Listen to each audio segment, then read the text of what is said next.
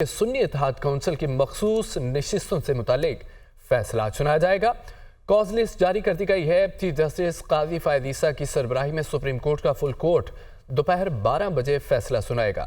9 جولائی کو supreme court نے سنی اتحاد کونسل کی مخصوص نشستوں سے متعلق درخواست پر فیصلہ محفوظ کیا تھا۔ سنی اتحاد کونسل کی مخصوص نشستوں سے متعلق فیصلہ سنایا جائے گا۔ کاز لسٹ جاری۔ چیف جسٹس قاضی فائد عیسیٰ سربراہی میں سپریم کورٹ کا فل کورٹ دوپہر 12 بجے فیصلہ سنائے گا۔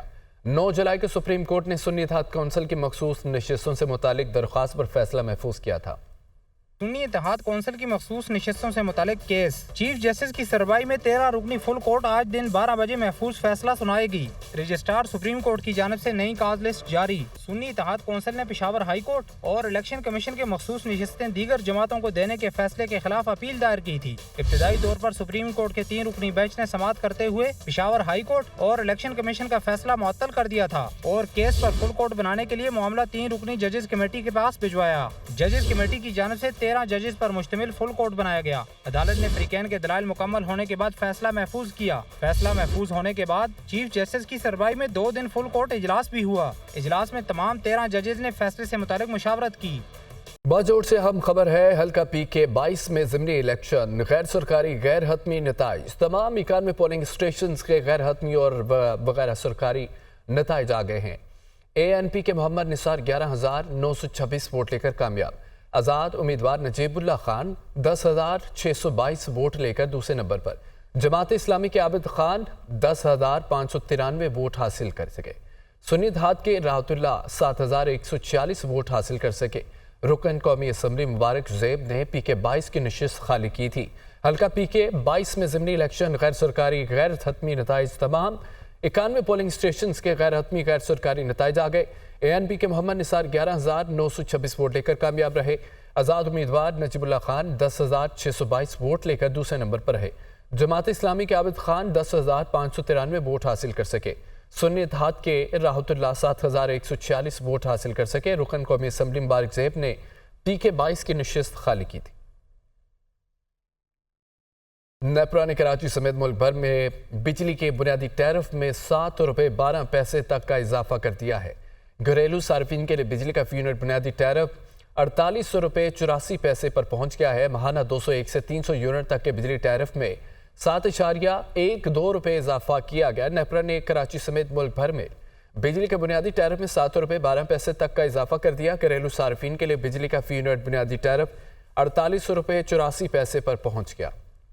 صارفین 1 جولائی سے بجلی بلوں میں بھاری اضافے کے لیے ہو جائیں تیار۔ بجلی کے بنیادی ٹیرف میں 7 روپے 12 پیسے فی یونٹ تک اضافہ۔ نیپرا نے حکومتی درخواست منظور کر لی۔ نئے سلیبز کے مطابق ماہانہ 201 سے 300 یونٹ تک کا بجلی ٹیرف 7 روپے 12 پیسے اضافے سے 34 روپے 26 پیسے مقرر کیا گیا ہے۔ ماہانہ 301 سے 400 یونٹ پر 7 روپے 2 پیسے اضافے سے فی یونٹ ٹیرف 39 روپے 15 پیسے اور ماہانہ 401 سے 500 یونٹ پر 6 روپے 12 پیسے اضافے سے 41 روپے 36 پیسے فی یونٹ ہوگا۔ دستاویزات کے مطابق ماہانہ 501 سے 600 یونٹ کے استعمال پر ٹیرف 6 روپے 12 پیسے اضافے سے 42 روپے 78 پیسے اور ماہانہ 601 سے 700 یونٹ پر 6 روپے 12 پیسے اضافے سے 43 روپے 92 پیسے فی یونٹ مقرر کیا گیا ہے، جبکہ ماہانہ 700 یونٹ سے زیادہ کا ٹیرف 6 روپے 12 پیسے اضافے سے 48 روپے 84 پیسے مقرر کیا گیا ہے۔ 200 یونٹ تک بجلی استعمال کرنے والے صارفین وزیراعظم کے اعلان کے تحت اکتوبر تک اضافے سے مستثنیٰ ہوں گے۔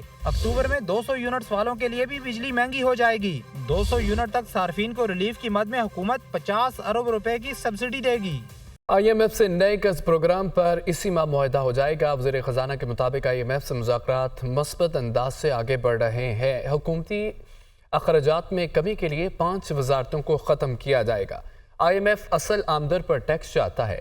کوئی ملک 9% ٹیکس جی ڈی پی پر نہیں چل سکتا۔ محمد اورنگزیب کی جانب سے کہا گیا آئی ایم ایف سے نئے قرض پروگرام پر اسی ماہ معاہدہ ہو جائے گا۔ آئی ایم ایف سے مذاکرات مثبت انداز میں آگے بڑھ رہے ہیں۔ حکومتی اخراجات میں کمی کے لیے 5 وزارتوں کو ختم کیا جائے گا۔ آئی ایم ایف اصل آمدن پر ٹیکس چاہتا ہے۔ کوئی ملک 9% tax to G D P پر نہیں چل سکتا۔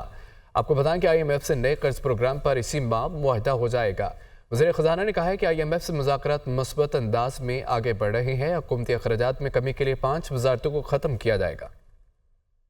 आज़रबाईजान के सदर इल्हाम अलीयव पाकिस्तान के 2 रोज़ा दौरे पर हैं। वज़ीर आज़म शहबाज शरीफ ने एयरपोर्ट पर इस्तकबाल किया।